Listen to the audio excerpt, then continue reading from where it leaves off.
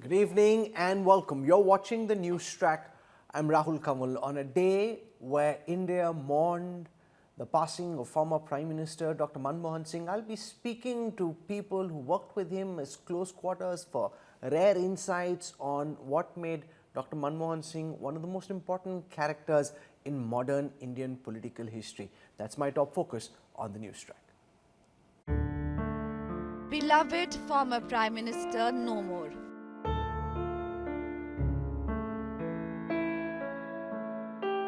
Visionary, statesman, pioneer.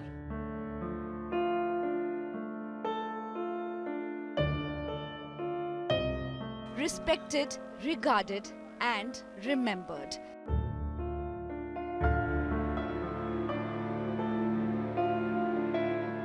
Navigated India in turbulence.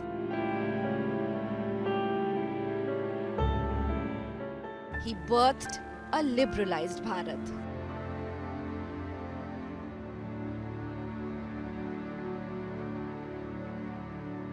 Farewell, Dr. Singh. A visionary statesman, a pioneer, a man who saw the future. That was Dr. Manmohan Singh. PM Modi led the nation in mourning. He remembered his predecessor as an honest and humble leader whose legacy will endure. The Gandhi family stood in solidarity with Dr. Singh's family. Sonia Gandhi says she's lost a friend, philosopher and guide. Tributes continue to pour in for India's beloved former Prime Minister Dr. Manmohan Singh. This budget represents a contribution to the successful implementation of this great national enterprise of building an India free from the fear of war, want and exploitation, an India worthy of the dreams of the founding fathers of our republic. India lost the architect of its new economy in former Prime Minister Manmohan Singh late Thursday night. Singh was admitted to the All India Institute of Medical Sciences where he breathed his last at 9:51 p.m. The Narendra Modi government has announced a 7-day national mourning. All government celebrations stand cancelled and the national flag will fly at half-mast in his memory. The last rites of the former Prime Minister will be held on Saturday between 10 a.m. and 11 a.m. with full state honours near the Shakti Sthal in Delhi. Prime Minister Modi paid his final respects to Manmohan Singh at his residence on Friday. He was accompanied by Home Minister Amit Shah and BJP President J.P. Nadda. एक नेक इंसान के रूप में, एक विद्वान अर्थशास्त्री के रूप में और रिफॉर्म्स के प्रति समर्पित लीडर के रूप में उन्हें हमेशा याद किया जाएगा. President Draupadi Murmu and Vice President Jagdeep Dhankar paid homage to the former Prime Minister. Congress leaders Sonia Gandhi, Mallikarjun Kharge and Rahul Gandhi too paid their tributes to Manmohan Singh. Leaders across the political spectrum hailed Singh as a towering personality who reshaped India's future.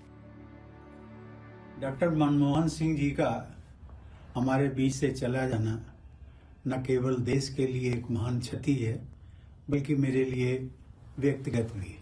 मैं अपनी विनम्र श्रद्धांजलि उनको प्रेषित करता हूं और उनकी आत्मा की शांति के लिए ईश्वर से प्रार्थना करता हूं. India's cricket team wore black armbands as a mark of respect to Manmohan Singh as they took the field in Melbourne to face host Australia in the 4th Test. From navigating the 1991 economic crisis to sealing the civil nuclear deal that ended decades-long nuke appetite, Manmohan Singh leaves a great legacy. Bureau Report, India Today. I'm joined now by Rajya Sabha Member of Parliament Milind Deora, who worked as a young ministerial colleague in the cabinet of Dr. Manmohan Singh, now a political adversary, but seen what was right and wrong with the Prime Minister at close quarters in his cabinet. Milind, welcome. When you look back at the life and times of Dr. Manmohan Singh, what did you learn from as a young, impressionable MP in his cabinet? What were the positives that you thought you could latch on to and pick up from the former Prime Minister? Well, Rahul, firstly, thank you for having me. I have had the privilege of knowing Dr. Manmohan Singh from a young age. He shared a very, very close relationship with my late father. And in fact, 4 months before he became Prime Minister of India, until December 2003, whenever he would come to Mumbai, most of the times that he would come to Mumbai, he would stay at our home. And in that sense, I would have the privilege to interact with him during my student days, well before I entered politics, when I first became an MP, when I was a member of his government, even after he demitted office. And we would have conversations ranging from, geopolitics, culture, party affairs, to India's economy, to the world economy. And I have many examples and there are many anecdotes that I can give you, but broadly what I would say is that what struck me about him when I first met him, the first impression to the last impression was that he was someone who had no ego about him. He was always accessible. When I say accessible, I mean not just in terms of his time, but he was willing to share his mind space with people who meet him. He never discriminated on the basis of age or experience. When I was a young student studying in America, at that point when I would go to him to seek his advice, he was around and say, what do you think of this? I want to know what young people think of this. And there are so many anecdotes that I can think of, but what I will remember of him was that although he was my leader, although he was a senior to me, much more experienced, a teacher really, he made you feel comfortable, like you were talking to a friend and a colleague. And that, I think, is a very rare trait among people, and especially among leaders in politics. You know, you say you have lots of anecdotes about your time with Dr. Manmohan Singh. Could you share some of those, some unseen facets of his personality which were captured in the anecdotes that you have, which our viewers may not know about?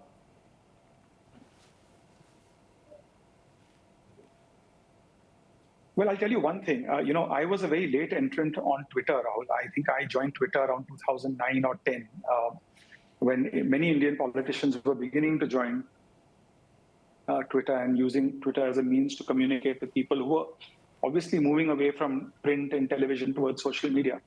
And soon after I joined Twitter, and I quickly realized what the pros and cons are of being online, I remember going to Dr. Manmohan Singh when he was Prime Minister and suggesting that, sir, you must be on Twitter. We must get you onto Twitter.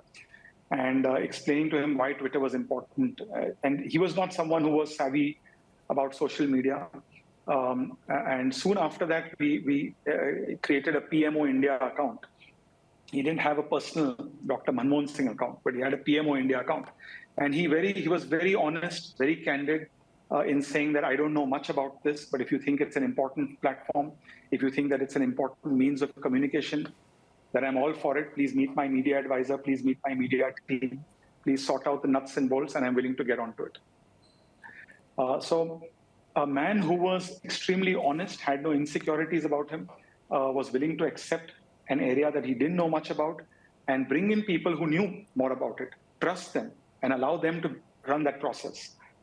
Which I think that's true leadership. That's true. That's the way good leaders work. I remember once when I was an IT minister in his government, and we were talking about the national governance plan, which was essentially used to use the internet, the power of the internet and technology to disintermediate government, to allow for citizens to access services far more efficiently, eliminate corruption, eliminate layers of bureaucracy. And we had done a very successful project called the Passport Seva Kendra, where you could renew your passport, get a fresh passport through the means of technology and the internet.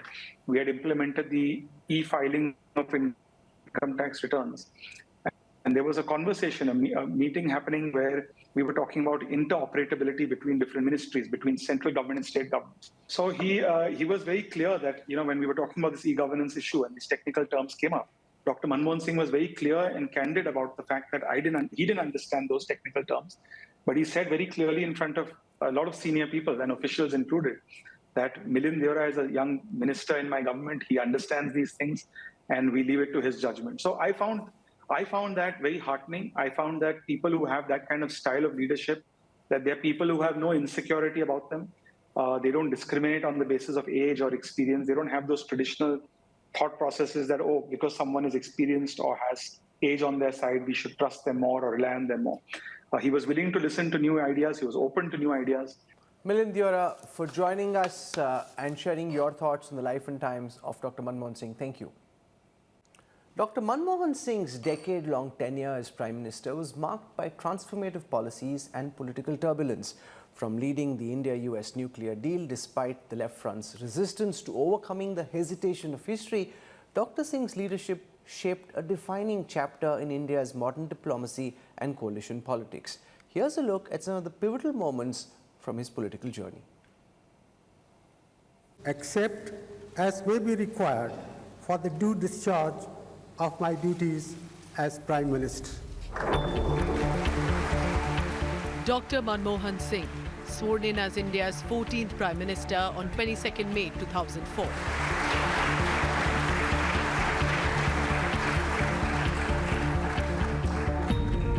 Called as the accidental Prime Minister, he was chosen for the role by Congress chief Sonia Gandhi and went on to serve 2 terms till 2014. During Dr. Singh's first term as the Prime Minister, the world's biggest jobs guarantee scheme, the MNREGA, and the Right to Information Act were rolled out in 2005.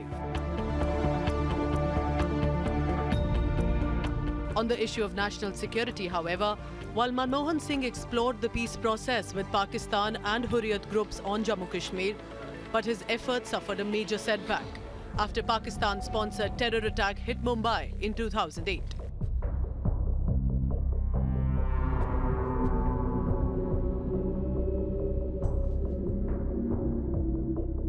The biggest highlight of Manmohan Singh's first tenure and also the biggest test of UPA coalition government was the India-US nuclear agreement. The relationship is the India-US civilian nuclear agreement. The deal would allow India to cooperate with America on a civilian nuclear program. But the left front resisted the deal, eventually withdrawing outside support. All the enormous pressure on your time. Despite high stakes for the government and his chair, Dr. Singh led the negotiations with America. This overcame the hesitation of history, as he famously said at the summit in Washington in 2005. The tough stance that Dr. Singh took on the nuclear deal and for steering the country through the 2008 economic recession, UPA was rewarded in the next general elections, especially by the middle class in 2009. I will bear true faith and allegiance to the Constitution of India. The Manmohan Singh-led Congress party won 206 seats in the 2009 Lok Sabha election, increasing its 2004 tally by 61 seats. But the UPA 2 years were hit by policy paralysis. Where is the Prime Minister to be here? Where is the Prime Minister? Battling the taint of financial scandals and corruption charges against his ministers, from the 2010 Commonwealth Games to the 2G, Adarsh and the coal block allocation. Opposition's escalated charge that Manmohan Singh was simply a puppet Prime Minister while the real decision maker was Sonia Gandhi was an accusation that Dr. Singh could not break free from. I honestly believe that history will be kinder to me than the contemporary media or for that matter, the opposition parties in parliament. I think taking into account the circumstances and the compulsions of a coalition polity, I have done as best as I could do under the circumstance. A young boy who bore the scars of partition, but went on to become a reputed financial scholar on his merit, leading a modern nation through sheer merit and determination. A man of few words, but a leader with vision for India. Bureau Report, India Today. How will history record the life and times of Dr. Manmohan Singh?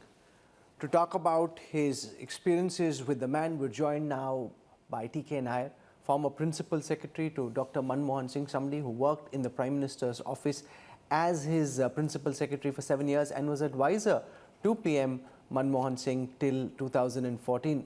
Mr. Nair, thank you for taking our time. you're amongst those individuals who saw Prime Minister Manmohan Singh at the closest quarters. Everybody else had a ringside, outside view. You saw him from within the ring. When you look back at those times, what is it about Dr. Manmohan Singh that strikes you as being most remarkable?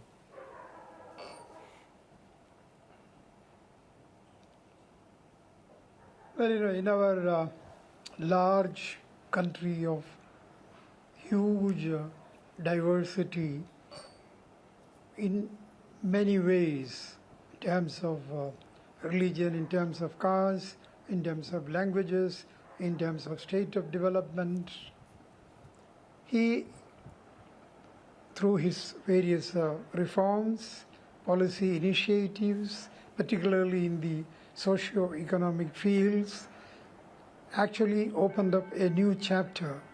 And when it comes to relations with the rest of the world, it was indeed a new opening. Those were exciting times to work with him, to work under his leadership, and also to learn so much every day from the way he handled people, he managed situations and came on top in spite of occasional hiccups or occasional apparent difficulties. So it was a period of great excitement for those of us who worked with him in his office. I remember, really those exciting times and the many occasions when when the country faced difficulties, how Dr. Manmohan Singh, through his very inimitable style, which is marked by humility, which is marked by understanding of other people and their concerns. So it was an exciting time, and in retrospect, I believe that it was indeed, in many ways, a golden period for the country. What do you make of the kind of outpouring of support, of grief that we've seen over the past 24 hours after Dr. Manmohan Singh's passing in his last years?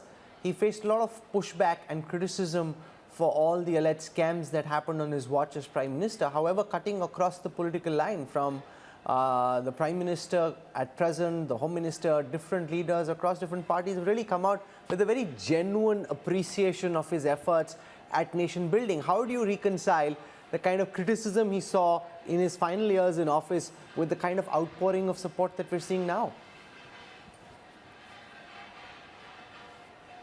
Well, the outpouring of support from all quarters, from all sections of people, irrespective of the kind of politics they practice, in spite of the ideology they believe, is the most he is the most significant, most telling example of how acceptable his policies were and how admired he is, although he was the subject of ruthless criticism at many times. So those critics, I'm sure, they would have realized that he did whatever was possible within many limitations, what was the best for the country, for its economic well-being, for all-round development, whether it is in the field of education, healthcare, the number of extremely important legislative measures which were brought into being during his time, they speak for themselves. Many of those policies and programs which the then Prime Minister, the late Prime Minister, initiated, they are continued with greater vigor, and I am sure in the days to come they will be only accelerated. There will be no going back, which is the greatest tribute that can be paid to Dr. Manmohan Singh, the late Dr. Manmohan Singh. You know, as an outsider observing the functioning of the Prime Minister's office, it intrigues me how and why he chose to stake the future of his government on something like the US nuclear deal, whereas on so many other issues, he didn't push back hard enough, or where even if he had a disagreement with what one of his ministerial colleagues was doing, he wasn't using the veto that he could have implemented had he chosen to. So how do you look at this? Picking something like the US nuclear deal, staking the future of his government on it, versus so many other things which he just looked the other way even when he knew that something was amiss and something shouldn't be the way it was actually panning out? Well, what he was saying does reflect or did reflect his own priorities and his own belief, his own convictions. He realized, he was quite convinced that the nuclear deal with the United States was in the interest of our country, for the future progress of the country, in which energy shortage was standing in the way of progress. Energy is the very essence of development in the modern times, and without adequate supply of energy through clean sources, the progress of the country would be hampered. And because of that firm conviction of his, he staked everything for the success of the Indo-US nuclear deal. Yes, he lost the support of one of the partners of the government. The left, pulled out of the coalition, but that was perhaps the price he had to pay for his staunch belief and for his advocacy of the Indo-nuclear deal. That is a telling example, really, that he was not, in spite of his mild manners and his soft exterior, he was a man of firm convictions, a man who stood by what he thought was right for the country. In the pantheon of Indian Prime Ministers, there's the likes of, Jawaharlal Nehru, Atal Bihari Vajpayee, Dr. Manmohan Singh, Prime Minister Narendra Modi. How do you think history will rank and judge Dr. Singh?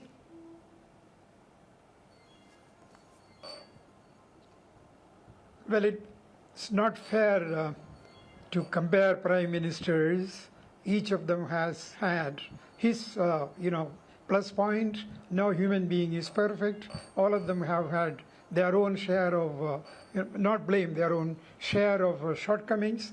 And but in spite of that, I would hazard a guess that history will rate Dr. Manmohan Singh as one of the very best of prime ministers in building up the modern India. Pandit Jawaharlal Nehru laid the foundations of modern India, but on those strong foundations, Dr. Manmohan Singh built an edifice of progress, an edifice of all-round prosperity, and also, the way forward for the future in many ways. T.K. Nair for joining us. Policy of economic liberalisation.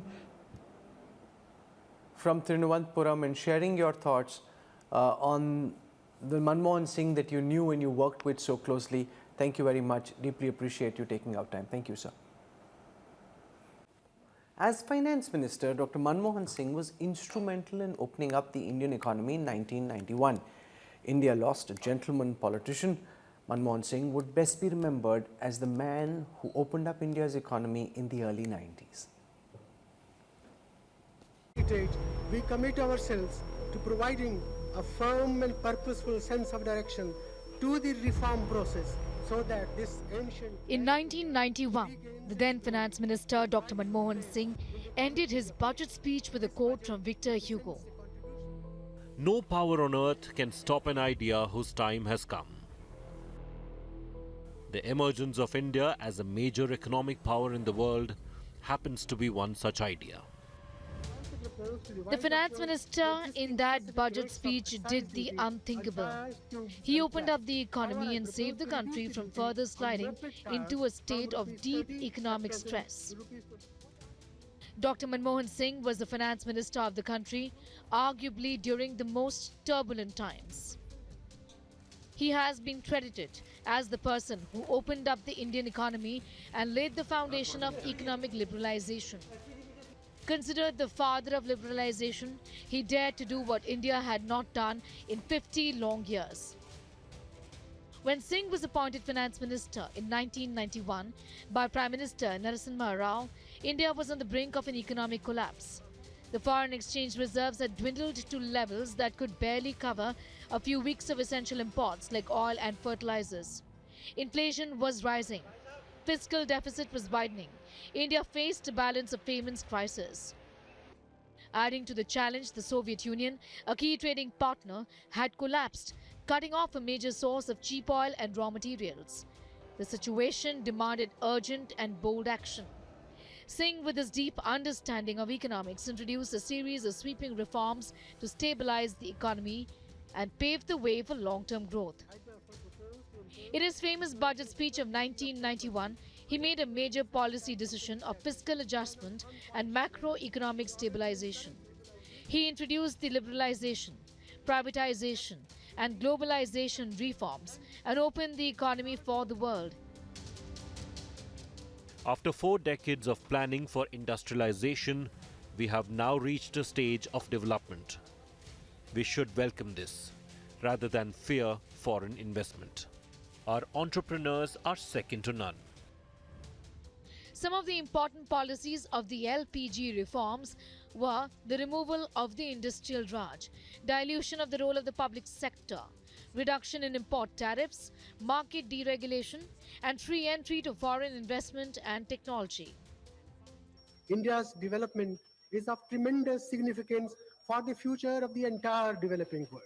To realize our development potential, we have to unshackle the human spirit of creativity, idealism, adventure, and enterprise that our people possess in abundant measure. In 1991, the Reserve Bank of India pledged 46.91 tons of gold with the Bank of England and the Bank of Japan to raise $400 million, stabilizing the immediate crisis.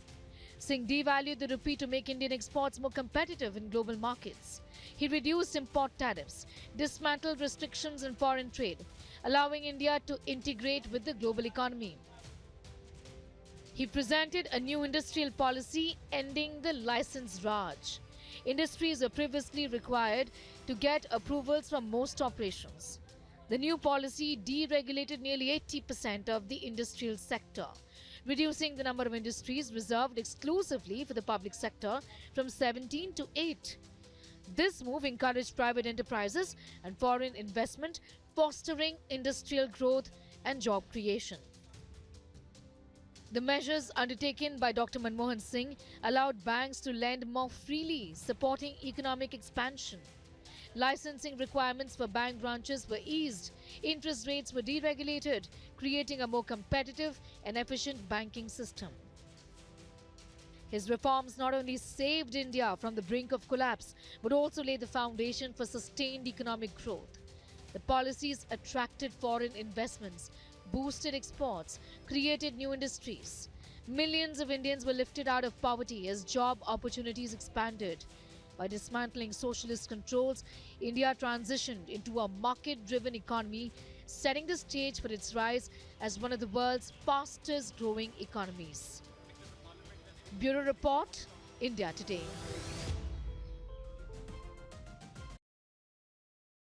Before becoming Prime Minister of India, Dr. Manmohan Singh made his name as an economist, teaching at the Delhi School of Economics, working at the United Nations Trade and Development in Geneva. He also studied at Oxford, Cambridge, was governor of the RBI, vice chairperson of the Planning Commission.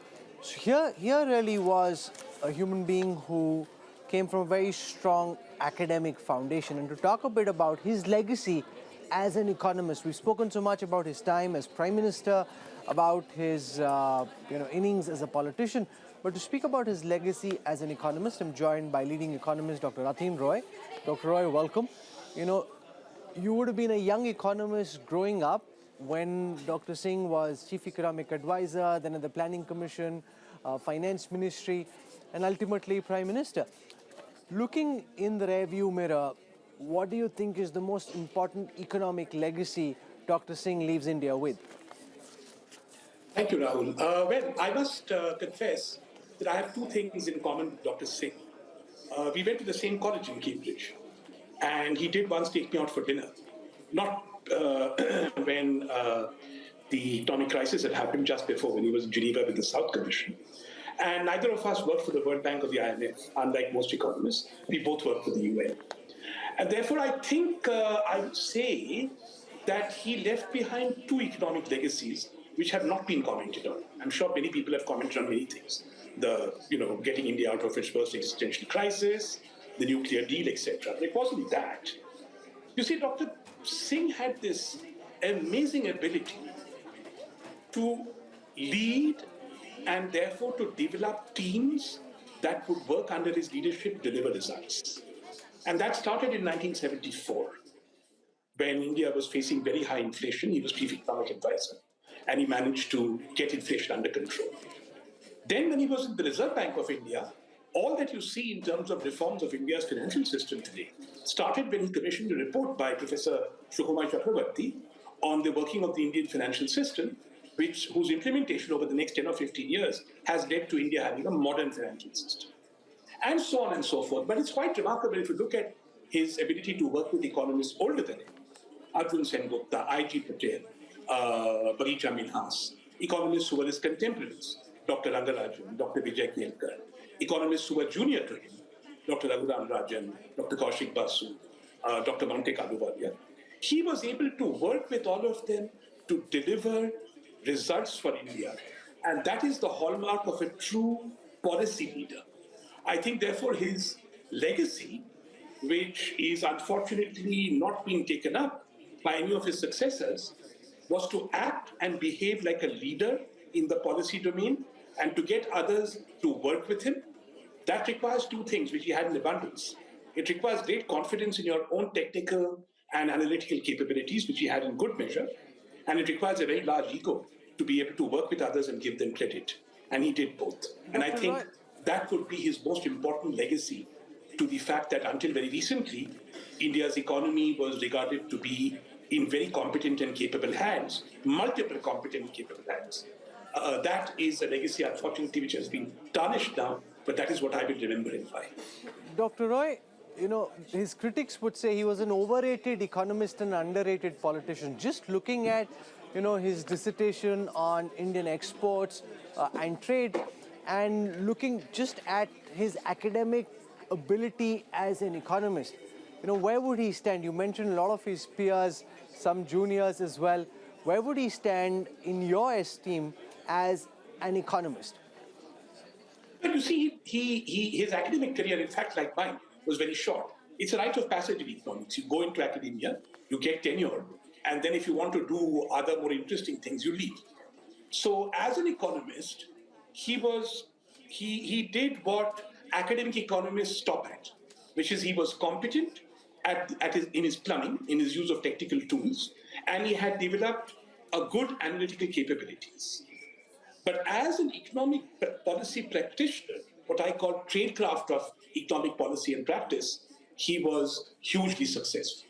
I think also, if I may, Rahul, this binary that I know my own community of economists use, bad economist, better politician, I think it's false. I think he was a good economist because he had no illusions about being a politician.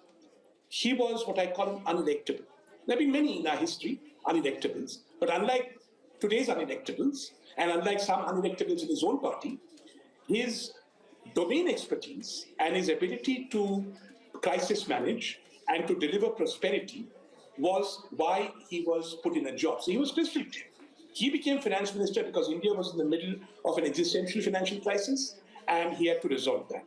He did that with the Prime Minister's full cooperation and the inputs of many others whom he himself has acknowledged. Job well done.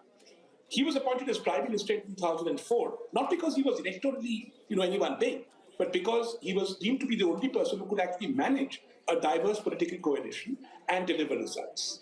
He was lucky, in my view, in only one respect. Everyone needs a bit of luck, but he made the most of it, which is in 2004, well, for a long time, the Congress Party had lost its ideology. It had no ideology at all.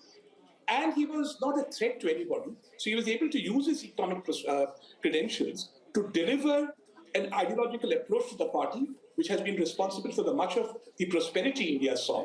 And again, never forget, manage crises for India very capably, very effectively.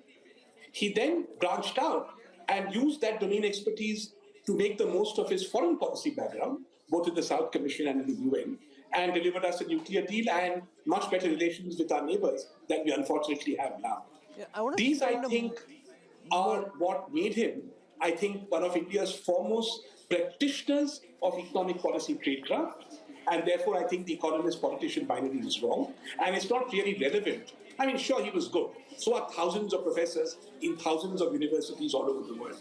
You know, there are as many professors as there are probably IAS officers in India. One doesn't remember any of them for being professors or IAS officers. One does remember Dr. Manmohan Singh, and his portrait hangs in St. John's College, in the hall in St. John's College, not because he was professor of something, but because he was one of the world's foremost practitioners of economic policy, more in the tradition of Keynes, the economist in Treasury, who never held an academic job in economics, than in the tradition of, more run-of-the-mill academics from universities that you hear about and forget in a minute. Now let's spend a moment on the contradictions between the time when he served in a socialist era as chief economic advisor from 1972 to 76, as RBI governor from 82 to 85, and then as finance minister from 91 onwards when he becomes a champion of free trade. The point would be that under a more socialist regime, he kept his free trade instincts at bay, and therefore was he an economist and also therefore an opportunist in that regard? The distinction there, Rahul, is he was absolutely clear why he was hired and what is the job that he had to do. And that clarity very often is lacking in my tribe. He was hired as chief economic advisor to solve a problem of very high inflation. He was not hired to deliver prosperity to the Indian economy. He did that with a team very successful. He was not hired to speak contrary to the prevailing political ideology of the day. And therefore, he did not, which was, protectionism, no free trade, etc. But in 1991, when his job demanded that he embrace free trade to save India from an existential crisis, he did it. It is not as if he was a rabid free marketer. He repeatedly said that India will have to have a public sector and a private sector that coexists. However, he had realized that India could no longer afford the luxury of no free trade, of high amounts of industrial licensing, and the rent-seeking and corruption that came with that. So he opened up the economy to good effect. And he was non-doctrinal enough to understand that India being treated like a nuclear pariah was one of the biggest obstacles to India's transformative prosperity. And therefore, he put his political capital there, and he managed to get the nuclear deal, at least signed, if not fully implemented. And that actually showed his results-oriented approach. And that is what you want from an unelectable prime minister. You want an effective policy practitioner who is results-oriented.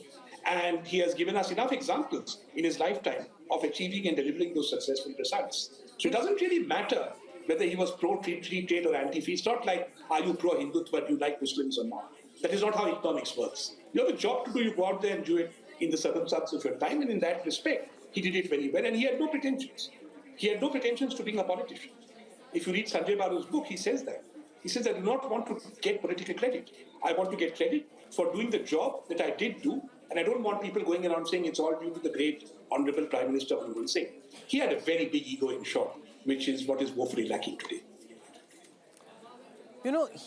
His career was also a technocrat's dream. So many different capacities across so many decades in different parts of government, and then ultimately rising to the apex of becoming prime minister.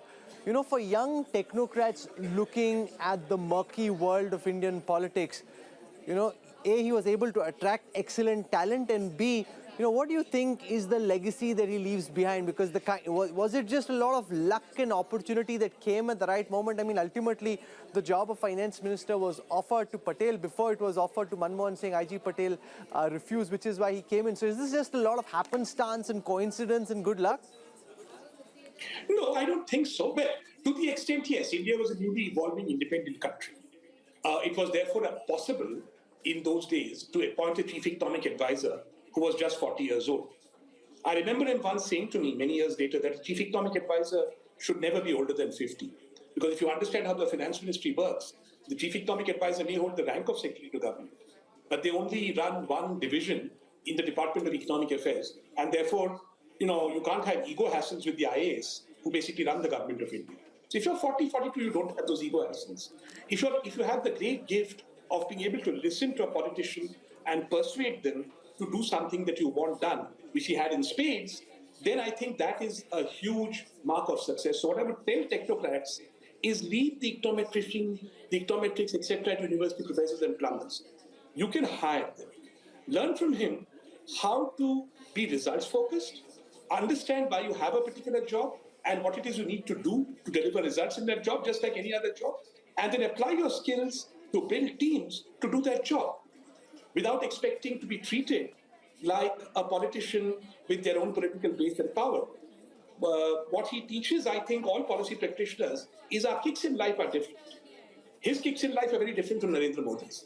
His kicks in life do not come from the adulation of the masses or any kind of brown-nosing or being called a Vishwaguru or great scholar.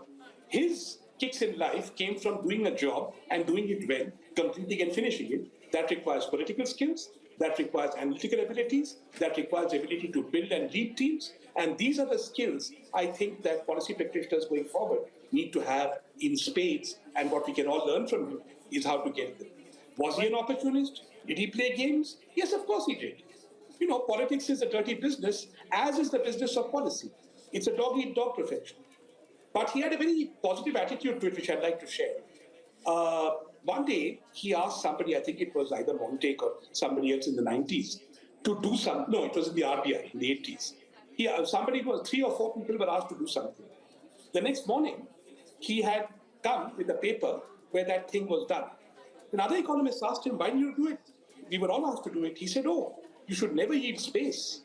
When you're given a chance to do something and you can do it, then occupy that space and do it well so you're recognized. So in that very positive sense, he did not yield space to others, but you will never find anyone grudging him that because he was generous with his credit.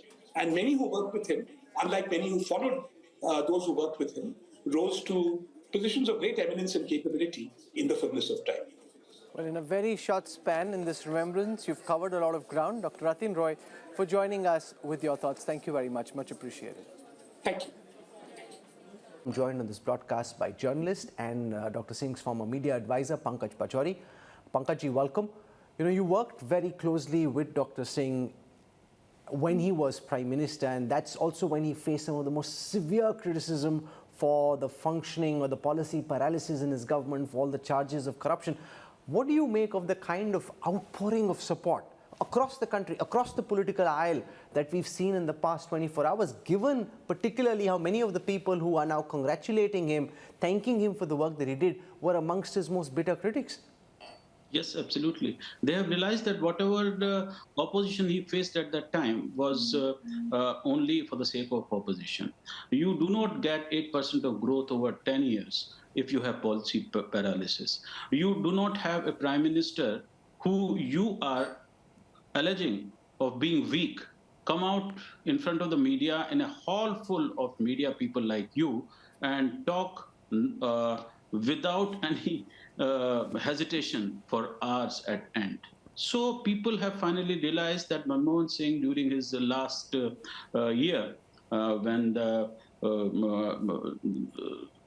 the charges against him or his government escalated, was basically that, charges. And he used to say that let them say what they want to say.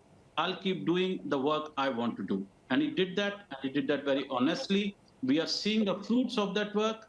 And in fact, the current government is actually bolstering all the policies he had made, be it Narega, be it Aadhaar, be it right to food and right to education. So it means he has given us a solid foundation for this country. And I'm happy to see that the country is growing.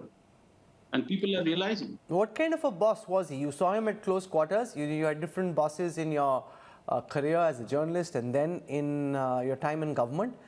What kind of a boss was he? Tell us something we don't know about what you saw of him at close quarters.